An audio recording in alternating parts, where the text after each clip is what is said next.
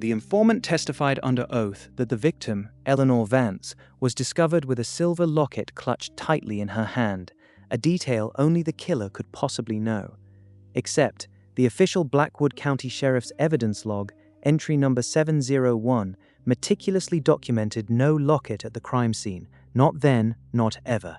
This investigation will rip apart that fabricated narrative, exposing how a desperate prosecution exchanged a reduced sentence for testimony that not only contradicted every single piece of physical evidence, but ultimately led Blackwood County down a devastating path of injustice.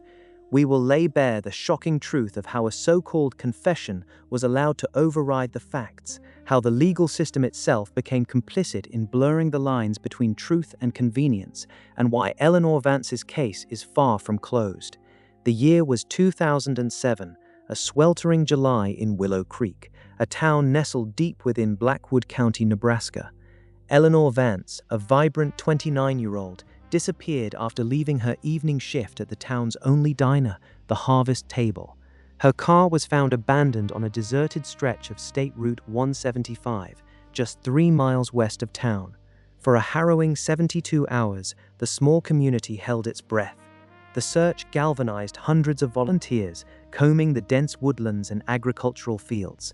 Then, on the morning of July 19th, her remains were discovered by 2 local farmers in a drainage ditch alongside County Road 22.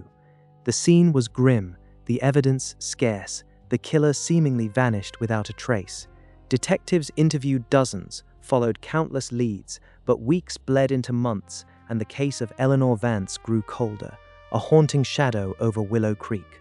Pressure mounted from the Vance family and the local media. With no substantial breakthroughs, the investigation stalled. Then, in early 2008, a breakthrough seemed to materialize from within the walls of the Blackwood County Correctional Facility. A man named Silas Croft, incarcerated on unrelated charges of grand larceny and aggravated assault, claimed to have critical information. Croft, a career criminal with a history of opportunism, announced he had heard a fellow inmate, Marcus Thorne, confess to Eleanor Vance's murder. Thorne, a drifter who had been in Willow Creek around the time of the disappearance, had been briefly questioned but quickly dismissed due to a lack of evidence. But now, with Croft's dramatic revelations, the focus of the investigation narrowed intensely onto Thorne. The official story became simple. Marcus Thorne confessed to Silas Croft, and Croft provided the crucial details that only the murderer could know.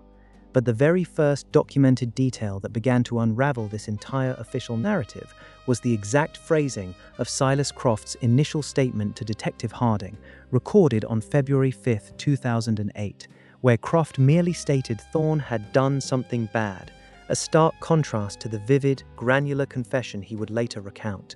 What exactly did Silas Croft claim Marcus Thorne had confessed? According to court transcripts from the Blackwood County Circuit Court, case file number 83677, Silas Croft testified to a chillingly specific narrative. He recounted Thorne describing how he had confronted Eleanor Vance on that deserted road, how he had used a rusted tire iron as the weapon, and critically, how Eleanor had, in her final moments, clutched a silver locket containing a photograph of her younger sister, holding it as if for solace. This locket, Croft insisted, was then wrenched from her grasp by Thorne and thrown into a nearby culvert. This detail, the locket, was repeatedly presented by the prosecution as the undeniable proof of Croft's insider knowledge, the detail that only the killer would possess, a detail that should have sealed Marcus Thorne's fate. But here is where the official record begins to fracture under scrutiny.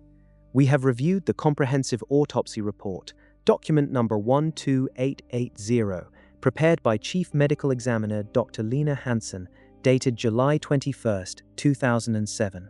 This report details every item found with Eleanor Vance's remains. There is no mention of a locket, none. Furthermore, the crime scene photographic evidence, specifically Exhibit C, taken at the moment of discovery, shows Eleanor Vance's hands empty, with no jewelry or personal effects clasped within them. Not only was no locket found on her body, but an exhaustive search of the immediate area around her remains, documented in Crime Scene Processing Report 441B, signed by forensics technician David Miller, also yielded no locket, no discarded jewelry, no broken chain, nothing.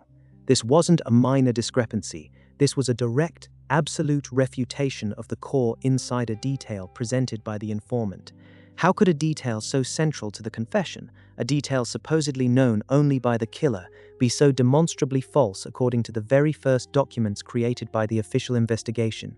Consider the timing. Silas Croft's initial vague tip evolved into a full-blown confession after multiple meetings with prosecutors and after the discussion of a reduced sentence for his own crimes had begun. Public records confirm that Croft, facing a potential 25-year prison term for his outstanding felonies, ultimately received a significantly reduced sentence of just 7 years in exchange for his cooperation in the Vance murder case. This reduced sentence, outlined in a plea agreement filed on April 3, 2008, seems to have been directly contingent on the specific, damning nature of his testimony. It raises a profoundly unsettling question. Was the Locket story a fabrication, not just by Croft, but a story shaped or suggested by those seeking to close an increasingly cold case? Was this testimony a carefully constructed narrative, not to uncover the truth, but to secure a conviction? The prosecution presented Croft's evolving story as genuine, despite its direct contradiction with physical evidence already in their possession. This wasn't a case of ambiguous evidence. This was a direct, head-on collision between a convenient narrative and the unyielding reality of the crime scene.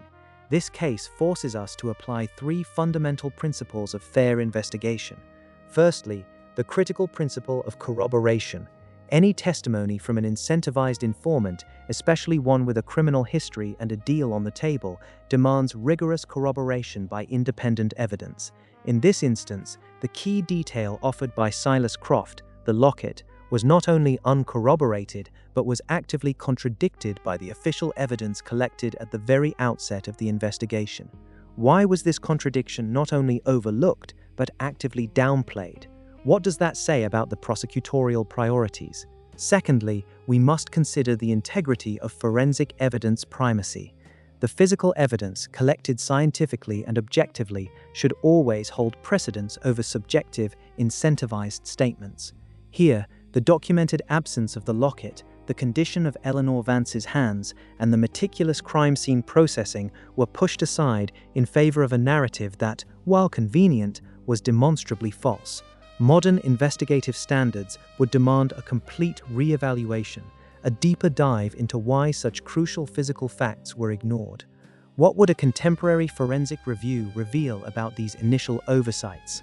Thirdly, this case highlights the systemic dangers of informant reliability and the pressures on prosecutors.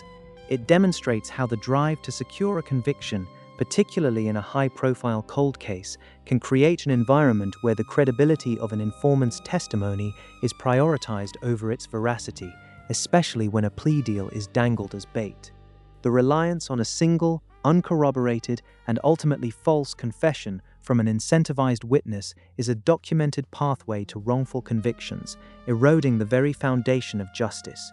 This isn't just a failure of one individual, it's a crack in the system itself. What this journey through the official documents and the hidden truths of Eleanor Vance's case truly reveals is a profound and unsettling reality about justice. It tells you that a closed case does not always equate to a just outcome. It forces you to confront the chilling possibility that the desire for closure, the pressure to deliver a conviction, can sometimes eclipse the fundamental pursuit of truth. You are left with the undeniable knowledge that the person responsible for Eleanor Vance's death may have walked free, shielded by the very system designed to catch them, while the official record perpetuates a fiction.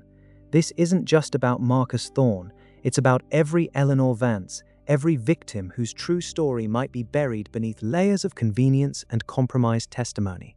You can never unsee this pattern, this dangerous intersection where incentives outweigh evidence, where justice is traded for a deal. The search for truth is an ongoing mandate, not a suggestion. We must continue to peel back the layers of official narratives and demand accountability. We have just exposed the profound failures within the Cellblock confession case. Our next investigation will reveal yet another vital hidden truth, one that demands your attention, one that will reshape how you view the very foundations of our legal system.